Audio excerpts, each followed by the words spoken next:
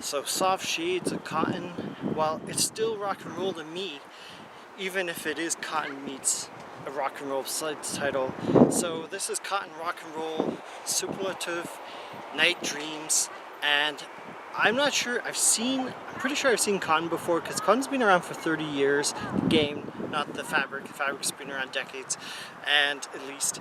So I feel like this is like the best looking cotton game. It is the most recent one, so it kind of makes sense that they put the extra effort. It really looks like what if cotton came to PS3. I know this is ported from consoles from a year or so ago, but it looks somewhere like a PS3, PS2 game. Um, so it feels like a real blast from the past. It's an intense arcade action shoot 'em up, and by intense, I know some people write intense just to describe a game, and it's really not that intense. This is intense, loud explosions. It's a lot of fun. Honestly, like, I couldn't have asked for a better shooter and a better game to finish this week than Cotton. Rock and Roll Edition is what I'll call it. And so pretty much it feels like an arcade shoot 'em up. Like, everything's over the top, the explosions, the voiceovers and cutscenes, no budget, short budget here. So the story consists of Cotton, if you've never played the series before, who's a young witch who's addicted to this willow thing. And the magical willows are candies that, I don't know if they give you like a major sugar high or what the reasoning behind this is, but yeah, so she's addicted to willow. These magical candies that look like candy wrappers. So maybe they're rock candies, I don't know, but she has a sugar addiction is my impression of it all. And the game is serious fun from the beginning to the end, providing suitable variety. So there's some stages where you'll start the mission where you'll be moving away from your camera, and like you'll be collecting just teas, and I guess teas is like the Japanese reason. She already has enough candy, so maybe she's collecting tea now, I don't know, but that's just where this game goes, where it's collecting stuff. And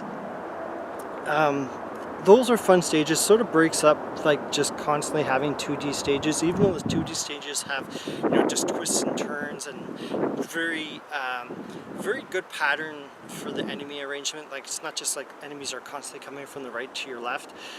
They come from behind you and sometimes from above, and like they swerve and wave and everything and snake around. So it's really good. The level designs are really well done. The enemy placements are really well done. So there's only 10 stages, and some are unlockable for certain paths. This is kind of like Death Smiles. If you've played that, I love that game too. It's very hard to find games made like that anymore. They used to be popular maybe like 20, 30 years ago, maybe 35 years ago, and it's hard to find a shooter that's designed like that, because they're just, to design them well, it's a rarity, it feels like now. Like, they were super popular in the 90s, now it's not so much. And it's got very sharp level design. It's a shame there's only 10 levels. I feel like it went by so quickly. Even though it was the last game of the week, I found, investing the 30-40 minutes, it's like, wow, have I already played 10 levels? I already beat the game. So the character herself, Cotton, is like a hot-headed, immature, often overreacts character. She seems like a teenager, maybe upper teens. Watching the cutscenes, they're hilarious, and she's an entertaining protagonist because she just overreacts all the time to everything, and she's sort of like self-absorbed as well.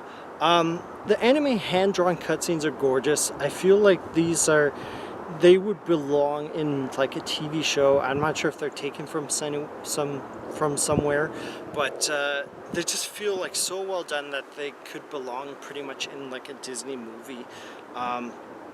And just with the 2D sprites on the 3D background in the levels is also like really impressive. This is likely the best looking shooter I've seen in years, easily.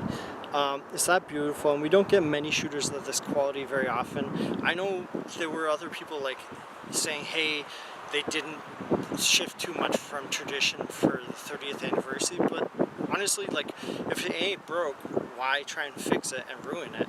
So there's 7 characters to play as. They all have like their own game mechanics as well.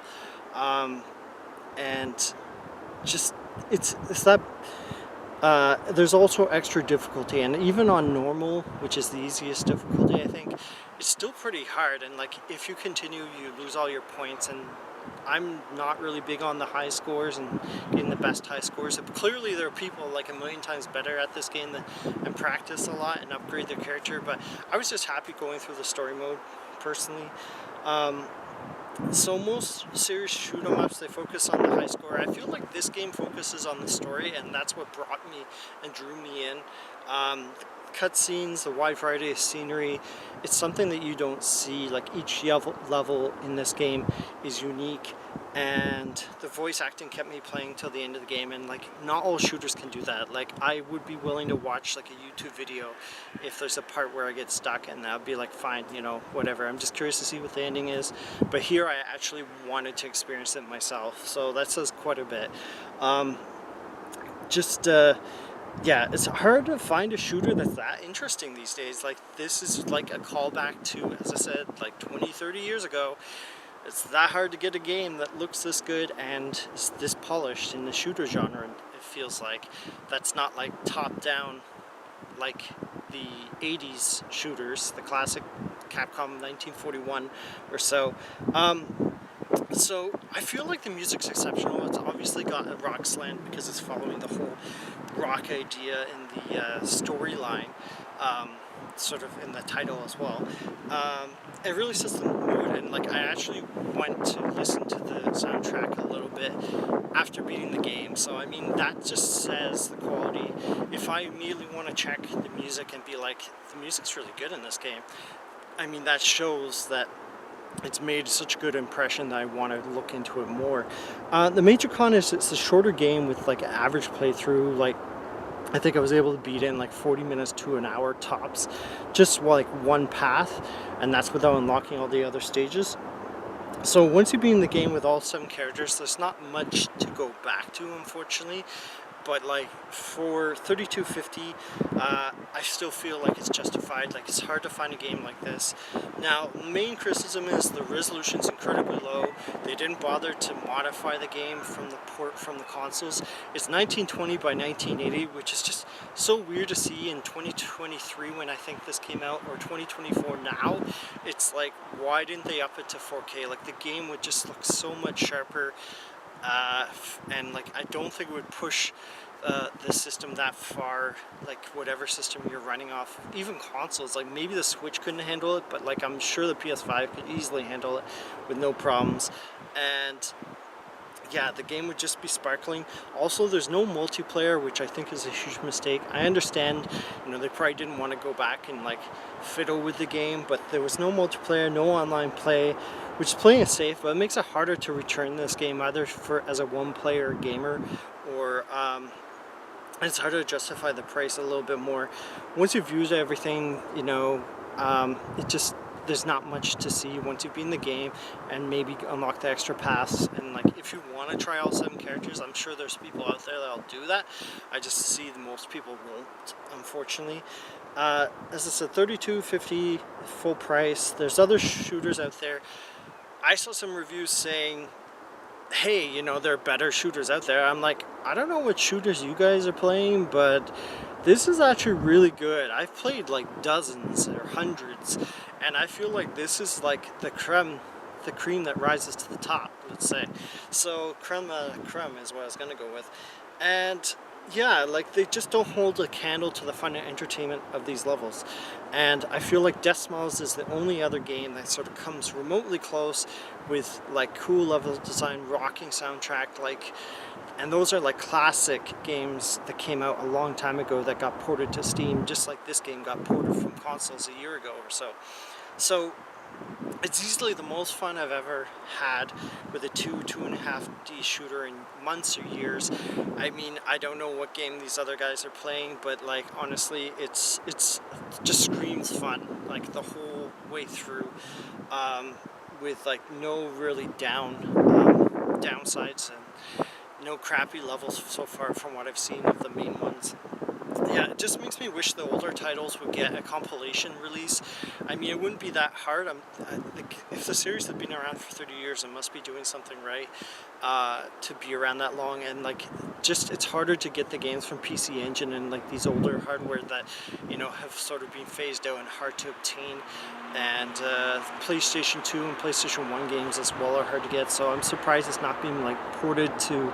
Um, uh, just a compilation, either available virtually online, so it's downloadable, or even on Steam. Like, it would be perfect time to bring back these older games, either remaster them or just release them in a compilation, because compilations with Ninja Turtles and everything are super hot right now, and sold really well too. So I think this would be a great time for Cotton to bring back the older games or remaster them for a new generation. So anyways, I think a remaster remake would be great. I'd play them all personally. I'd give this a 9 out of 10. I know a lot of people gave like a medium 7 out of 10, and I was shocked. Like, I thought they did a really good job, even if it's just a port and they didn't upgrade the resolution or whatever. I still thought it was great that this is on PC, and people with Steam everywhere can play it, and it's not just Switch owners and whatever console hardware that is eventually going to get abandoned with the next round of consoles generations. And this is easily the best game of the week by far, and I had fun, and I might even go and play it right now. So yes, so if you can dodge a wrench, you can dodge an energy blast if you're good enough. So keep on gaming and keep on wearing cotton.